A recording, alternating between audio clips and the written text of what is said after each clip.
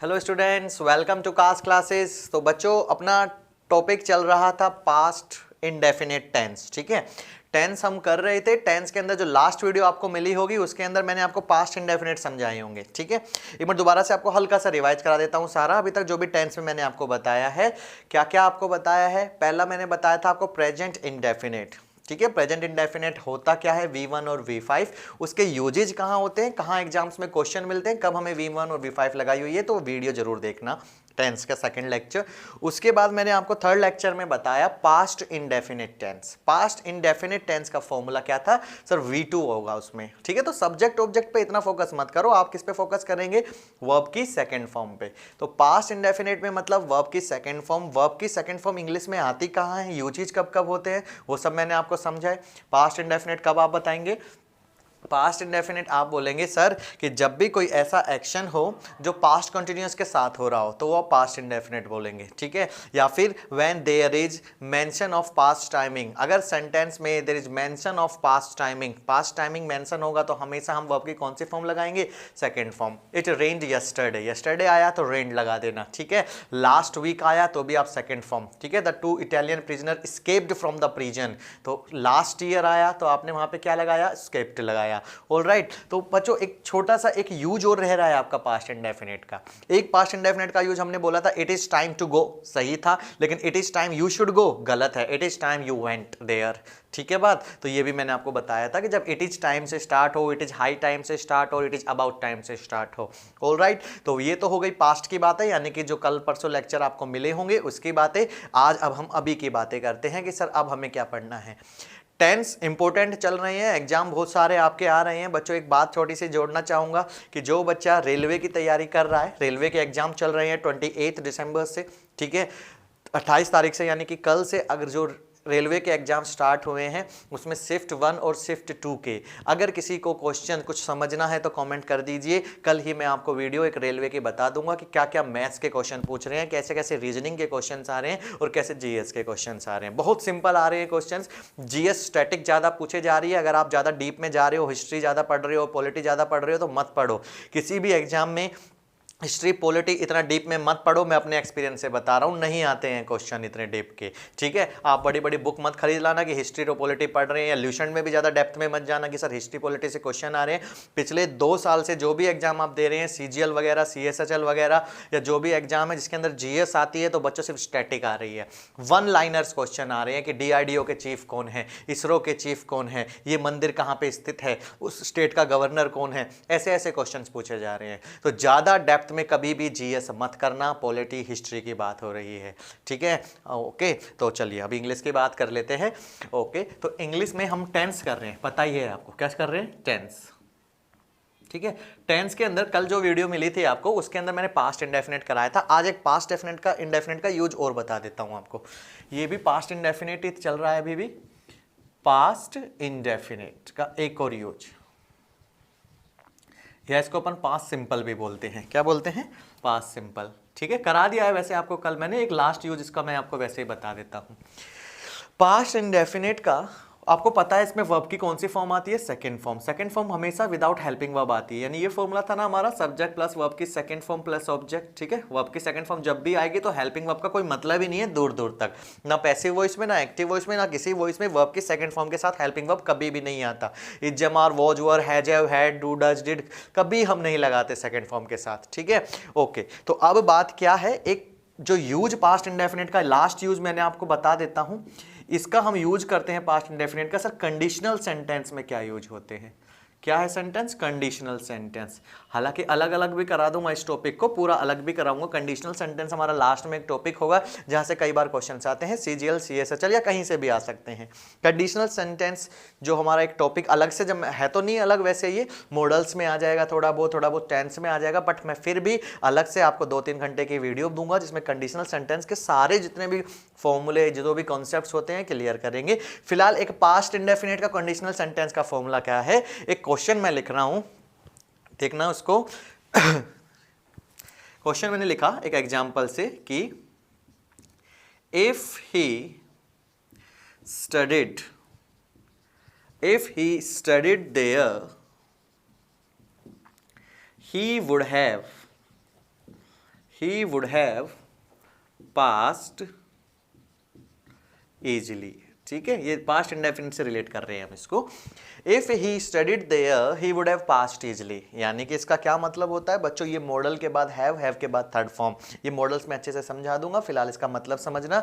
If he studied there, अगर वह वहां पे पढ़ता तो ही वुड हैव पास्ड इजीली, या वो आराम से क्या हो सकता था, पास हो जाता, he would have easily passed. ठीक है, if he studied there he would have passed easily, ये सेंटेंस है हमारा। अब इस सेंटेंस के अंदर सर कंडीशनल सेंटेंस है, कंडीशनल सेंटेंस के अंदर एक छोटा सा ये कॉन्सेप्ट, छोटा सा ये फॉर्मूला याद रख लेना। सर ये इफ कंजंक्शन है, बोलो बिल्कुल है। सर दो सेंटेंस जुड़े हुए हैं, एक ये है और एक ये है, दो सेंटेंस है। इसमें जो ये सेंटेंस है ही स्टडीड देयर, ये वर्ब की कौन सी फॉर्म है सर, सेकंड फॉर्म है। बात समझ में आ रही है, बिल्कुल ध्यान से समझना इसको। अगर वर्ब की सेकंड फॉर्म है, यानी कि ये कौन सा टेंस है हमारे पास सर, पास्ट सिंपल टेंस है या पास्ट इंडेफिनिट टेंस है। यहां तक बात सही है, ओके। अगर पास्ट इंडेफिनिट टेंस आता है कंडीशनल सेंटेंस में, इफ के बाद अगर पास्ट इंडेफिनिट टेंस होता है, वर्ब की सेकंड फॉर्म होती है, तो जो दूसरा क्लोज होगा सेंटेंस में, उसमें हम वुड हैव पास्ट नहीं लगाएंगे। क्या लगाएंगे, हम उसमें लगाएंगे इफ ही वुड, यानी मॉडल के बाद वर्ब की first form, if he would pass easily, would के बाद, ठीक है, वुड मॉडल के बाद वर्ब की फर्स्ट फॉर्म आती है, ही वुड पास। ये आपका बस एक छोटा सा सेंटेंस था, छोटा सा कॉन्सेप्ट था कंडीशनल सेंटेंस का, पास्ट इंडेफिनिट से रिलेट करके, कि अगर इफ के बाद पास्ट इंडेफिनिट होता है, वर्ब की सेकंड फॉर्म होती है, तो हम would have plus third form नहीं लगाते, हम सिर्फ क्या लगाते हैं, वुड प्लस पास, यानी कि मॉडल प्लस वर्ब की फर्स्ट फॉर्म। क्या स्ट्रक्चर है इसका, यानी कि नोट अगर हम डालेंगे कैसे याद रखेंगे सर, कि अगर यहाँ पे सेंटेंस में वर्ब की सेकंड फॉर्म है, यानी कि पास्ट इंडेफिनिट है, तो आगे हम क्या लगाएंगे, इफ के साथ, कंडीशनल सेंटेंस में इफ के बाद अगर वर्ब की सेकंड फॉर्म है, तो आगे हम सर मॉडल प्लस वर्ब की कौन सी फॉर्म लगाएंगे, फर्स्ट फॉर्म लगाएंगे। ये है हमारा कॉन्सेप्ट, ध्यान रखना, इंपॉर्टेंट है, कंडीशनल सेंटेंस में दोबारा होगा, लेकिन तब तक के लिए आप इसको याद रखिए, बिल्कुल जेन्युइनली बहुत इंपॉर्टेंट चीज है ये। बात समझ में आ रही है। एक एग्जाम्पल और चाहिए आपको ऐसा, ओके, एक एग्जाम्पल और देख लेते हैं। इफ, यहां लिख देता हूं मैं, if he reached there, if he reached there quickly, अगर वो वहां पे जल्दी पहुंच जाता, if he reached there quickly, he would have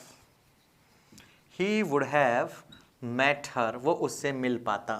ठीक है, if he reached there quickly, अगर वो वहां पे जल्दी पहुंच जाता, he would have met her, वो उससे मिल लेता। अगेन सेम बात है बच्चों, इफ से सेंटेंस स्टार्ट है तो पता चला कंडीशनल होगा। इफ बताया था ना कंडीशनल कंजंक्शंस होते हैं, इफ से स्टार्ट है, उसके बाद रीच्ड लिखा हुआ है, वर्ब की कौन सी फॉर्म है सर, सेकंड फॉर्म है। सेकंड फॉर्म है तो यहां से पता चला कि कौन सा टेंस है ये सर, पास्ट इंडेफिनिट टेंस है। और अगर पास्ट इंडेफिनिट टेंस है तो आपको यहां पे वुड हैव मेट नहीं लगाना है, आप सिर्फ लगाएंगे ही वुड मीट हर, वो उससे मिल लेता। बच्चों ये इंपॉर्टेंट है, मॉडल के बाद वर्ब की कौन सी फॉर्म आएगी, फर्स्ट फॉर्म आएगी।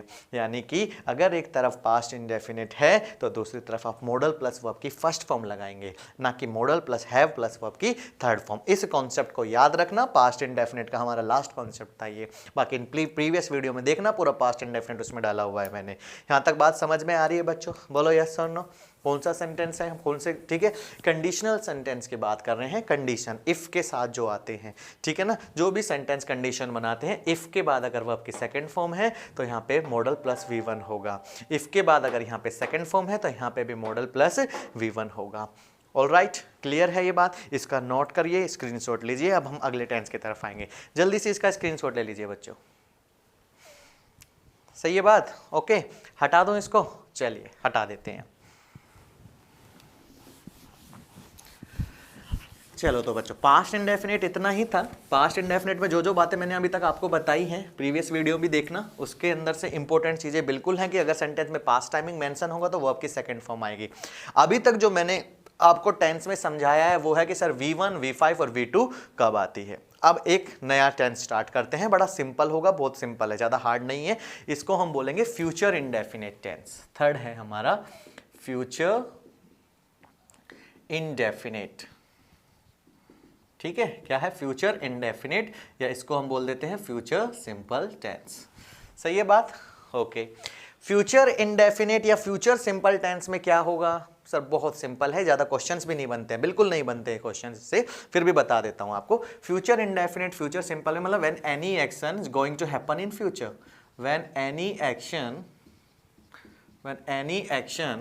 Is going to happen in future, कोई भी ऐसा कार्य जो फ्यूचर में होगा, पता है कोई बड़ी बात नहीं है इसके अंदर, ठीक है। When any action that is going to happen in future, ऐसा कार्य जो कब होगा भाई? फ्यूचर में होगा। बात समझ में आ रही है? ठीक है। फॉर्मूला इसका अगर मैं बोलूँ तो क्या होगा?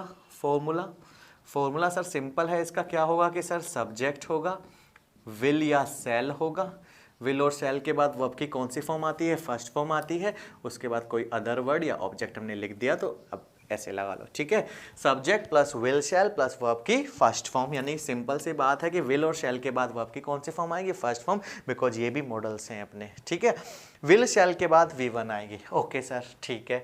जैसे कि कोई भी सेंटेंस मैंने लिखा, बहुत सिंपल सी बात अगर एग्जाम्पल में लिखी मैंने कि इट विल रेन टुमारो, क्या बोला मैंने? इट विल रेन टुमारो, कल बारिश होगी, ठीक है। सिंपल सी बात है। अब ये फ्यूमारो हमारा फ्यूचर शो कर रहा है तो हमने क्या बोला? इट विल रेन टुमारो, कल बारिश होगी। तो इसमें तो कोई बड़ी बात है नहीं। आपको बस फिलहाल तो इतना याद रखना है कि विल के बाद वर्ब की फर्स्ट फॉर्म, ठीक है। फ्यूचर सिंपल का मतलब जो भी ऐसा काम जो फ्यूचर में होगा, इसको आप कुछ भी बोल सकते हैं।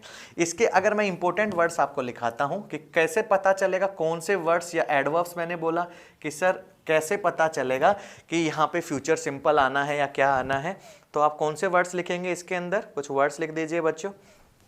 जैसे कि मैंने लिखा, एक तो यही लिखा हुआ है टुमारो। टुमारो होगा तो मोस्ट प्रोबेबली हम फ्यूचर की तरफ जाएंगे। टुनाइट होगा तो मोस्ट प्रोबेबली, हालांकि कुछ भी लगा सकते हैं, लेकिन लिख दीजिए टुमारो होगा तो फ्यूचर सिंपल आएगा, टुनाइट होगा तो भी फ्यूचर सिंपल आएगा। बात सही है।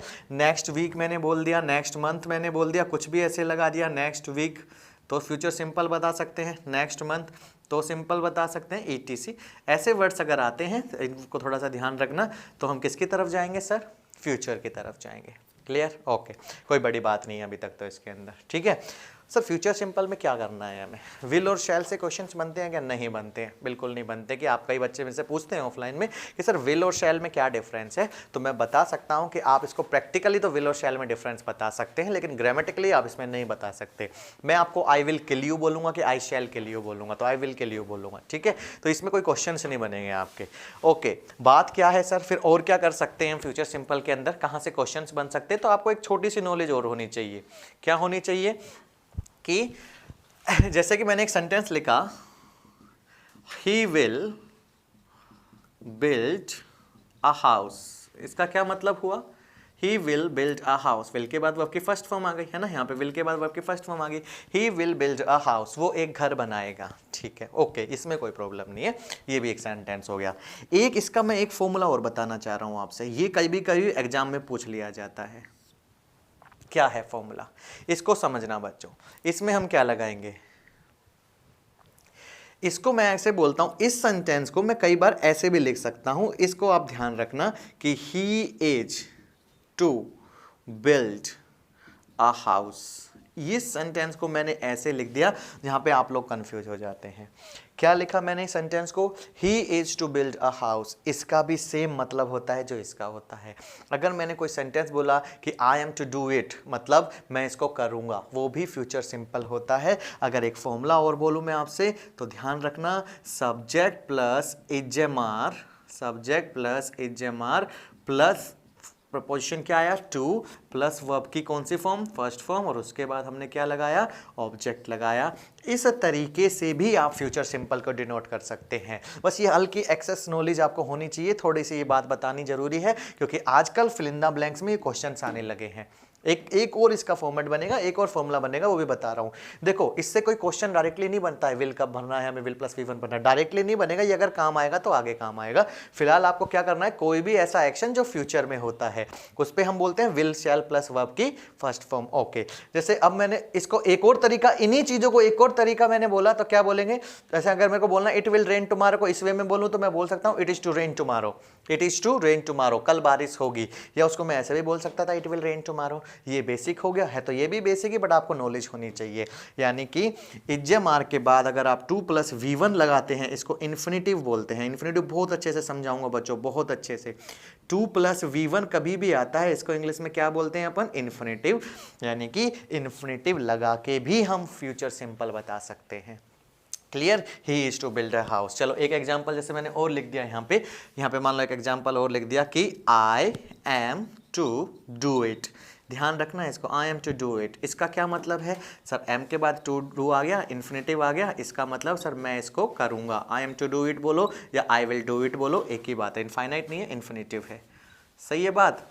बोलो यस और नो। इनकी नॉलेज छोटी छोटी आपको बिल्कुल होनी चाहिए। अगेन अगर मैं आपसे पूछता हूँ व्हाट इज फ्यूचर सिंपल, तो आप बोलना sir any action which is going to happen in future. कोई भी ऐसा कार्य जो फ्यूचर में होगा, विल प्लस वर्ब की फर्स्ट फॉर्म। ठीक है, कोई बड़ी बात नहीं है, ये सब आ जाते हैं, तो फ्यूचर सिंपल को प्रेफर करना। दूसरी बात क्या है सर? इज एम आर के बाद इन्फिनेटिव लगा के भी हम फ्यूचर सिंपल लगा सकते हैं। क्लियर? एक और फॉर्मूला अगर मैंने आपको बताया तो एक और फॉर्मूला में ध्यान रखना, दिख रहा होगा यहाँ पे भी आपको। ठीक है, एक और फॉर्मूला मैंने क्या बोल सकता है? मान लो उस एग्जांपल को मैंने एक और एग्जांपल लिखा कि I am about to do this, I am about to do it. यानी कि मैं बस इसको करने वाला हूं। इसका मतलब भी बच्चों ये होता है आई एम अबाउट, और अबाउट के बाद इन्फिनेटिव, ये भी फ्यूचर सिंपल आता है। यानी कि subject plus is am are plus about plus 2 plus verb की फर्स्ट फॉर्म। यानी कि ये चीज देखना एक बार, एक सेकेंड रुकिए, मैं थोड़ा इरेज कर देता हूं वरना आप कंफ्यूज होंगे। एक मिनट रुको। एक तीसरा स्ट्रक्चर अगर हम देखते हैं तो एक ये है बच्चों, सब्जेक्ट प्लस आई इजएमआर हमने लगाया, उसके बाद आपने बोला अबाउट। ये इंपॉर्टेंट है, ये आ रहे हैं आजकल एग्जाम में। अबाउट के बाद 2 प्लस वर्ब की फर्स्ट फॉर्म प्लस ऑब्जेक्ट। एक ये भी फॉर्मूला है, हम फ्यूचर सिंपल को बोल सकते हैं। ठीक है, ये भी एक इसका ही फॉर्मूला है। कोई भी सेंटेंस में से मैंने बोला कि I am about to do this या do it, I am about to do it, इसका मतलब क्या हुआ? ये फिर से इन्फिनेटिव आया, एक नया बड़ा गुण सा आया अबाउट, इसका मतलब ही मैं इसको करूंगा। I am about to do it. ठीक है, I am about to go there, मैं वहां पे बस जाने वाला हूं, मतलब ये भी फ्यूचर सिंपल डिनोट करता है। कुल मिला के कुछ क्वेश्चंस ऐसे यहाँ पे पर्टिकुलर नहीं बन सकते फ्यूचर सिंपल अकेले से। कभी आपने टेंस में भी देखा होगा तो बहुत बेसिक बनेगा, अगर बनेगा भी तो। फ्यूचर सिंपल का फॉर्मूला सर विल शैल के बाद वर्ब की फर्स्ट फॉर्म, ज्यादा से ज्यादा इजएमआर के बाद इन्फिनेटिव आया तो वो भी क्या है हमारा? फ्यूचर सिंपल है। आई, ठीक है ना, I am to do it. और अगर अबाउट टू के बाद भी इन्फिनेटिव आया है, यानी कि एक ही बात है ये, तो भी यहाँ पे क्या हो सकता है? फ्यूचर सिंपल हो सकता है। यहाँ तक बात समझ में आई बच्चों आपको? यस और नो? बहुत ही सिंपल चीजें हैं। ठीक है, कोई भी सेंटेंस जैसे मैंने ले लिया, they are to go there, they are about to go there, मैंने लिखा they are about to go there, इसका मतलब क्या हुआ? They're about to go there, मतलब वो वहां पे जाएंगे। फ्यूचर डिनोट करते हैं, ये सब चीजें फ्यूचर है। विल ना लगा के आप ऐसे भी बोल सकते हो। ठीक है, टू डू इन्फिनेटिव लगा के या अबाउट के बाद इन्फिनेटिव लगा के आप बात कर सकते हैं। क्लियर है? तो बच्चों ये सब कौन सा था हमारा? Future simple. कोई यूजेज वगैरह इसके कोई खास ऐसे है नहीं, बस आप इनमें ही समझ जाना। क्लियर है? ओके। कई बार बच्चे मुझसे बोलते हैं सर विल और शैल में कोई डिफरेंस है? बच्चों थोड़ा सा अगर मैं समझाऊं आपको कि विल जो होता है वो डीटीपीए सेंटेंस में आता है, डिटर्मिनेशन, थ्रेट, प्रॉमिस और एडवाइस। हालांकि मैंने तो आज तक पर्सनली कोई क्वेश्चंस नहीं देखे जिसमें विल और शैल के बारे में कुछ चीज़ समझ में आती है। हाँ, पर अगर आपको एक चीज़ और याद रखनी है फ्यूचर सिंपल में, तो वो ये याद रखना नोट डाल के कि सर मान लो मैंने कोई एग्जाम्पल लिखा कि will I go there tomorrow, मैंने एक सेंटेंस लिखा सिंपल सा, will I go there tomorrow, क्या मैं कल वहां जाऊंगा? ठीक है, इंटेरोगेटिव में। इस केस में आप विल मत लगाना, इस केस में आप क्या लगाना? शैल लगाना। क्या लगाएंगे? शैल। शैल आई गो देयर टुमारो। मॉडल्स में करेंगे और डिस्कस करेंगे इनको। क्या है ये नोट क्या लिखा है कि sir in interrogative sentence, in interrogative sentence, यानी कि इंटेरोगेटिव सेंटेंस में we use shall with I and we, ये ध्यान रखने हैं आपको। इंटेरोगेटिव सेंटेंस में आई और वी के साथ हम किसका यूज करेंगे, शैल का यूज करेंगे, बस और कुछ नहीं है इस फ्यूचर सिंपल के अंदर। बाकी बिल्कुल बेसिक है और ये बेसिक ही क्वेश्चन अगर आएगा तो आएगा, वरना मुझे नहीं लगता कि इतना इंपॉर्टेंट है ये। ठीक है, क्या है क्वेश्चन सर, क्या रूल बताया मैंने कि आई और वी के साथ आप हमेशा फ्यूचर सिंपल में इंटेरोगेटिव सेंटेंस में शैल लगाना, क्या लगाएंगे, शैल लगाएंगे। क्लियर है, will I go there tomorrow नहीं होता, शैल आई गो देयर टुमारो होता है। अदरवाइज अफर्मेटिव सेंटेंस में सब नॉर्मल होगा, कोई कभी प्रॉब्लम ही नहीं बनेगी विल और शैल के। क्लियर, ओके, स्क्रीनशॉट लीजिए बच्चों, इसका स्क्रीनशॉट ले लो सब। ओके, नेक्स्ट पे आए, अब हटाता हूं मैं इसको।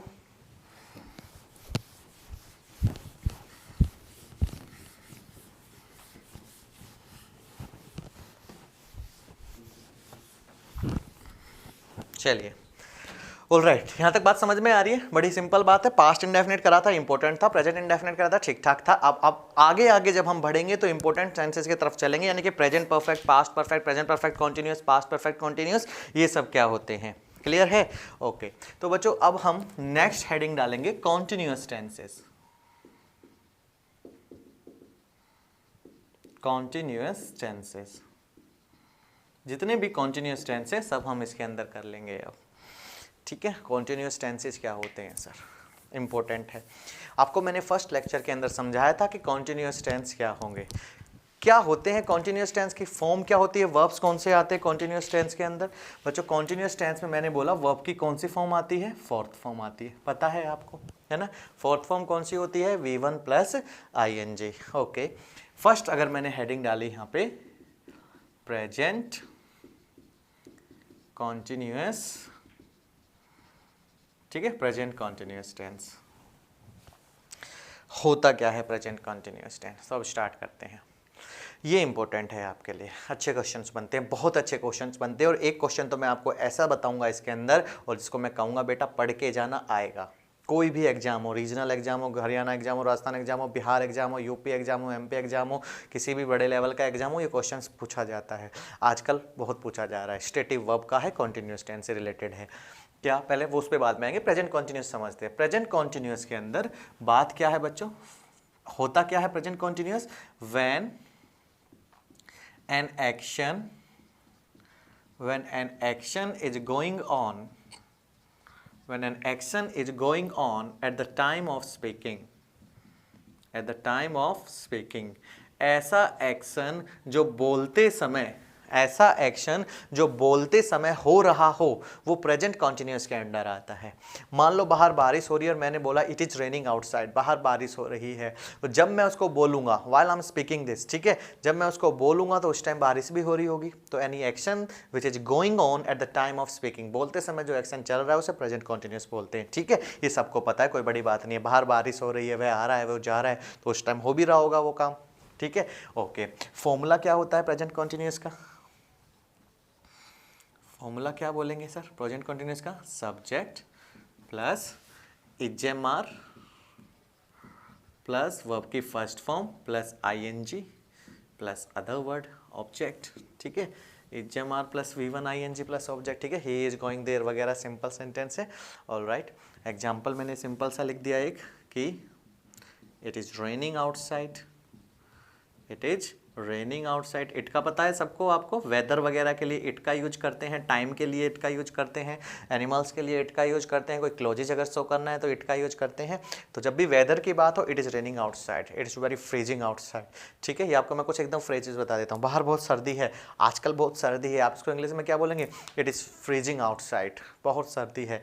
ठीक है, it is very warm outside, बाहर बहुत गर्मी है। ठीक है, it is very cold outside, या इट इज़ रेनिंग आउटसाइड। मौसम के लिए हमेशा किसका यूज करेंगे, इट का। वेदर की बात आती है इट का, टाइम की बात आता है what's the time, it is 5 o'clock। ठीक है ना, इट इज 5:15, 5:15 को क्या बोलेंगे, इट इज 5:15। ठीक है, तो ये सब टाइम और वेदर के लिए बताता है। चलो ठीक है, इट इज रेनिंग आउटसाइड, बाहर बारिश हो रही है। चलिए, ये अपना हो गया। इसको अगर आपको बोलना है सर ये तो अफर्मेटिव हो गया, क्या हो गया ये, affirmative. Normal sentence, positive sentence भी बोल देते हैं अफर्मेटिव सेंटेंस। नेगेटिव बोलना है तो क्या बोलेंगे, subject plus ING, it is not raining, not plus V1 plus ING plus object। Not आ जाएगा बस, और तो क्या होगा इसके अंदर, सिंपल ही है। It is not raining outside, it is not raining outside. ये नेगेटिव सेंटेंस में नोट लगा देना, ज़्यादा कोई डिफरेंस नहीं है इसके अंदर भी। अफर्मेटिव के बाद ये क्या बन गया हमारा, नेगेटिव। ठीक है, एक और अगर फॉर्मूला बोलते हैं सर इंटेरोगेटिव में क्या होगा, जैसे कि मैंने बोला इज इट ट्रेनिंग आउटसाइड, तो आप क्या बोलेंगे, पहले तो आएगा हेल्पिंग वर्ब यानी कि इज एम आर। ठीक है, इज इट सब्जेक्ट वर्ब की first form plus ING plus object, ये तीसरा फॉर्मूला बन गया हमारा। ठीक है, यानी कि क्वेश्चन मार्क हो जाता है, ये इंटेरोगेटिव बना देते हैं हम इसको। क्वेश्चन जब future continuous sorry present continuous का बनाना है तो इस तरीके से बनाना कि क्या बारिश हो रही है बाहर, तो हेल्पिंग वर्ब पहले आती है जब भी क्वेश्चन बनाते हैं। तो क्या बोलेंगे example, is it raining outside. Question mark कैसे बनाएंगे, ऐसे, यानी क्वेश्चंस कैसे लगाए, इज इट रेनिंग आउटसाइड, क्या बारिश हो रही है। तो ये तो मैंने सिंपल बता दी अफर्मेटिव सेंटेंस का, ये नेगेटिव में नोट लगा देना, और अगर इंटेरोगेटिव कभी भी बनाते हैं तो पहले हेल्पिंग वर्ब आ जाती है, फिर क्या आ जाता है, सब्जेक्ट। बेसिक बात है, कोई बात नहीं, इंपॉर्टेंट है पर बेसिक है बहुत। ठीक है, आगे बढ़ते हैं। इसके यूजेज बड़े इंपॉर्टेंट होंगे, बहुत इंपॉर्टेंट होंगे, काफ़ी इंपॉर्टेंट क्वेश्चन यहाँ से बने हुए हैं। ऑल राइट, लिख दिया आपने, सही है बात यहाँ तक। चलिए आगे बढ़े हम। प्रेजेंट कंटिन्यूअस होता क्या है पता चल गया सर, फॉर्मूले क्या होते हैं सर पता चल गया तीनों। अब क्या पता करना है कि सर प्रेजेंट कंटिन्यूअस जो टेंस हैं उसके यूजेज बताओ, उसके क्या क्या यूज होते हैं। हटा रहा हूं मैं इसको, इसके यूजेज करते हैं। फॉर्मूला याद रखना, ठीक है। एक बार यहाँ फॉर्मूला लिख देता हूँ, काम आएगा आपका। प्रेजेंट कंटिन्यूअस का है subject plus is am are plus V1 plus ING plus object. ठीक है, पढ़ाई पे ध्यान दे रहे हैं सब लोग, डेडिकेशन से पढ़ना। और एक बात मैंने फिर बताया था कि कोई एंटरटेन के लिए नहीं आ रहे हैं यहाँ पे हम लोग आ रहे हैं सिर्फ यहाँ पे आपको पढ़ाने। तो आपका फोकस सिर्फ पढ़ाई पे होना चाहिए। बोर हो रहे हो तो 2 मिनट वीडियो को पॉज करके साइड में चले जाना, 5 मिनट बात कराना, लेकिन दोबारा आके फिर से पढ़ाई कर लेना। ठीक है, और ये फ़ायदा है आपका आजकल ऑनलाइन स्टडीज़ का, कि ऑनलाइन स्टडी का क्या है, एक डाउट क्लियर हो जाता है। आप घर बैठे विदाउट पेइंग यानी फीस, कोई फीस वगैरह नहीं देनी है। बाहर जब हम निकलते हैं ना ऑफलाइन क्लासेस के अंदर, तो माइंड डिस्ट्रैक्ट भी बहुत होता है। ठीक है, बाहर आप निकलोगे कोचिंग, जैसे मान लो आप ऑफलाइन क्लास ले रहे होते हो, ऑफलाइन क्लास जब आप जा रहे होते हो तो आप रात को सोचने लग जाते हो यार सुबह कपड़े क्या पहन के जाऊंगा, या लड़की सोचती है सुबह कपड़े क्या पहन के जाऊंगी। क्यों, बाहर निकलोगे तो आपको सज धजना भी पड़ेगा। अब बाहर जाओगे तो ऑब्वियस सी बात है दुनिया आपको देखेगी और आप दुनिया को देखोगी। तो जब आपस में एक दूसरे को देखोगे तो आपका फिर कहाँ टेंस याद आ रहे हैं, फिर कहाँ याद आएंगे पास्ट इंडेफिनिट टेंस, फिर तो कोई और ही बातें याद आएंगी। तो इससे अच्छा क्या है, ऑफलाइन क्लासेस के अंदर डिस्ट्रैक्शन ज़्यादा होती है। मेरा मानना है जो बच्चा सीरियसली पढ़ाई करता है, जो बच्चा इसमें डेडिकेटेड है कि उसको जॉब चाहिए, वो ऑनलाइन वीडियोज़ देख के पढ़ सकता है। किसी की भी देखो, मैं ये नहीं कह रहा मेरी देखो, अगर अच्छी लगती है तो मेरी देखो, यहाँ से आपके सारे कॉन्सेप्ट्स क्लियर होते हैं। यहाँ पे कास्ट क्लासेस चैनल के ऊपर मैं आपको दोबारा बता देता हूँ, अभी मैं बेसिक करा रहा हूँ आपको, मतलब जीरो से बिल्कुल एक एक चीज़ें इंग्लिश के लिखेंगे, और जब क्वेश्चंस करेंगे तो सारे क्वेश्चंस करेंगे। हालांकि कुछ भी ऐसा नहीं होता बेसिक और ये एलिट लेवल वगैरह, बहुत लोग बोलते हैं एलिट लेवल की इंग्लिश, एलिट लेवल की इंग्लिश। उस इंग्लिश एलिट लेवल की पढ़ के जाएंगे कहाँ, मर के क्या इंग्लिश लेके जाएंगे क्या? अरे जो एग्जाम में आई है वही तो पढ़ेंगे। अब बात वही है बच्चों, GS पढ़ रहे हो आप, हिस्ट्री पॉलिटी पढ़ रहे हो और ल्यूसेंट पूरी करके जा रहे हो, और पता नहीं कितनी किताबें आती हैं सारी पूरी करके जा रहे हो, और एग्जाम में जाके देखो रेलवे में, एग्जाम में CGL में, एग्जाम में CSL में, कहाँ की पॉलिटी हिस्ट्री आ रही है भाई? कितने बार पूछ लिया कि आपका कि कौन सा युद्ध कब हुआ था, कितने तक हुआ था, कौन कब मरा था, कब क्रोनोलॉजी पूछ लेगी, कौन पहले पैदा हुआ, अकबर या नहीं आ रहे हैं क्वेश्चंस। तो बात वही है, GS की तरह ही मैं इंग्लिश में समझाना चाह रहा हूं कि आप अब पढ़ो भाई पूरा। मेरे को सर पहले पार्टिसिपल जेरेंट्स के बता दो कैसे फॉर्म होते हैं, कौन से क्लोजेज होते हैं, कौन से प्रिंसिपल क्लोजेज होते हैं, कौन से सबऑर्डिनेट क्लोजेज होते हैं। दिमाग ऐसा खराब होगा किसी सिलेक्शन भी नहीं ले पाओगे। ऐसा पढ़ा दूंगा, मुझे सब आता है, मैं सब पढ़ा दूंगा। प्रिंसिपल क्लोजेज क्या होते हैं, सबऑर्डिनेट क्लोजेज क्या होते हैं, ठीक है ना, क्लोजेज ही क्या होते हैं और सेंटेंस क्या होते हैं। बच्चों जीनियस नहीं बनना है, बहुत वीडियोज मिलेंगे आपको, एलिट क्लासेस मिलेंगे, एलिट लेवल की क्लासेस पढ़ाएंगे। उन एलिट क्लासेस को लेके मरोगे क्या, क्या करोगे उनका? एग्जाम में तो यही चीजें आ रही हैं सर, वर्ब की फर्स्ट फॉर्म कब आती है, सेकंड फॉर्म कब आती है, फिल इन द ब्लैंक्स, तो यही सब आ रहे हैं। तो बात ये है पढ़ना क्या है, ठीक है ना, पढ़ना क्या है, व्हाट टू स्टडी, ये ज्यादा मैटर करता है। ठीक है ना, कितना पढ़ना है ये मैटर नहीं करता, क्या पढ़ना है, दिस इज व्हाट मैटर्स। तो आपको पता होना चाहिए कि हमें पढ़ना क्या है। आप पहले तो कैसे पता चलेगा, हम लोगों को कैसे पता है कि जो मैं पढ़ाता हूं इतना कॉन्फिडेंटली क्यों बोलता हूं ये एग्जाम में आएगा? अरे भैया 50 क्वेश्चन पेपर देख के आता हूं, ठीक है, कभी रेलवे के देखे हैं, कभी CGL के देखे हैं, कभी बैंकिंग के देखे हैं, कभी CSSL के देखे, कभी MTS के भी देखे हैं। हर एक एग्जाम के क्वेश्चन पेपर को एनालाइज करके आपको कॉन्फिडेंटली बोलता हूं कि ये इंपॉर्टेंट है। समझ में आ रही है बात? तो हर चीज को ऐसे मत पढ़ना, एलिट लेवल का पढ़ना है, ये पढ़ना है, वो पढ़ना है। जो एग्जाम में आ रहा है चुपचाप बैठ के पढ़ते रहो उनको, ठीक है। ऐसे ही GS के अंदर फालतू की बातें मत पढ़ा करो, जो आ रहा है वो पढ़ा करो, ठीक है। कोई आपको नॉलेज लेके कहीं प्रवक्ता नहीं बनना है कि मेरे को बोलना है, आपको संदीप पात्रा नहीं बनना है कि आज तक पे जाके बोलना है कि मेरे को नॉलेज होनी चाहिए। बन लेना, पहले एक बार एग्जाम क्रैक कर दो, एक अच्छी पोस्ट ले लो, उस पर बैठ जाओ, जब फ्री हो जाओ, अच्छी सैलरी आती रहेगी महीने के महीने, उसके बाद आप संबित पात्रा बनो या कुछ भी बनो, मुझे कोई मतलब नहीं है। उसके बाद आप नॉलेज रखो, अपने एलिट लेवल पढ़ो, GK एलिट लेवल पढ़ना, हिस्ट्री एलिट लेवल पढ़ना। फिलहाल आप लोग जो एग्जाम में आता है उन पे फोकस करिए, ठीक है। चलो, तो टॉपिक से भटकना नहीं है। हाँ, टॉपिक हमारा ये चल रहा था कि अगर आप ऑफलाइन क्लासेस लेते हैं तो आप क्या करते हैं, सर सुबह क्या पहन के जाऊंगा मैं, इस पर बड़ी टेंशन रहती है आपको, है ना। कपड़े प्रेस हैं कि नहीं है, प्रेस भी नहीं है तो पहन के क्या जाना है। तो ऑफलाइन से अच्छा है, why don't you just join the online classes. Online classes join करो, एक एक कॉन्सेप्ट्स क्लियर करो। वीडियोस में जितने भी आपके कमेंट्स जब आप डाल सकते हैं कमेंट्स के अंदर, कमेंट्स में डालो, सर ये टॉपिक हमें समझ नहीं आया, इसको दोबारा से थोड़ा सा और अच्छे से एक्सप्लेन कर दीजिए। तो इतनी फैसिलिटी आपको मिल रही है। अब आप आओगे ऑफलाइन क्लासेस में, इतने बच्चे बैठे रहेंगे, वहाँ बोलने की हिम्मत नहीं होगी, सर ये करा दो। अब चुपचाप, आपको हम जानते भी नहीं है, ठीक है, चुपचाप कॉमेंट कर दो, सर ये नहीं आया समझ में। समझ में आ रही है बात आपको, ठीक है। तो ज़्यादा ऑफलाइन की तरफ मत भागो, ऑनलाइन पे आओ और उन पढ़ो आराम से। दोबारा बोल देता हूँ, कास्ट क्लासेस चैनल पे आइए आप, ठीक है। बात ये है कुल मिला के कि कास्ट क्लासेस पे आइए, इंग्लिश कंप्लीट करके जाइए, जो भी सब्जेक्ट यहाँ पे चल रहे हैं, हरियाणा GK, पॉलिटी, जियोग्राफी, सब कुछ कंप्लीट करना। एग्जाम ओरिएंटेड आपको मिलेगा, गारंटी है, बिल्कुल गारंटी है, ठीक है। एक एक चीज़ों के बाद मेहनत करने के बाद हम आपको बताते हैं ये सब चीज़ें। कोई बच्चा रेलवे वगैरह या जिसकी भी तैयारी कर रहा है, आप बिल्कुल कमेंट बॉक्स में बता सकते हैं, सर इसकी क्या करना है, इसका क्या करना है। ऑलराइट, चलिए। तो प्रेजेंट कॉन्टिन्यूस टेंस का मैंने आपको फॉर्मूला बता दिया, ठीक है, तीनों फॉर्मूले बता दिए। अब नेक्स्ट वीडियो में हम कराएंगे प्रेजेंट कॉन्टिन्यूस के यूजेस, क्लियर है। तो आज के लिए फ़िलहाल इतना ही, नेक्स्ट वीडियो में फिर मिलते हैं। तब तक के लिए थैंक यू। बातों पे गौर कीजिएगा, पढ़ाई ज़्यादा कीजिएगा, ठीक है। डिस्ट्रैक्ट मत होइएगा कोई भी इधर उधर की चीज़ें बाद में। फिलहाल 6 महीने मैंने बताया था, 6-7 फॉर्म निकल रहे हैं 6 महीने 7 महीने के अंदर अंदर, यही टाइम है। अदरवाइज सब कुछ प्राइवेट हो जाएगा। जैसे कि ड्राइवर लेस मेट्रो चली है, तो ऐसे पता नहीं किस किस से लेस सब कुछ कम हो जाएंगे, वैकेंसीज नहीं आएंगी आगे आगे। जो है अभी है, इन्हीं 1-2 साल के अंदर, 1 साल के अंदर we have to get selected somewhere. हमें 1 साल के अंदर कहीं ना कहीं जॉब लेनी है। Till then thank you so much, okay.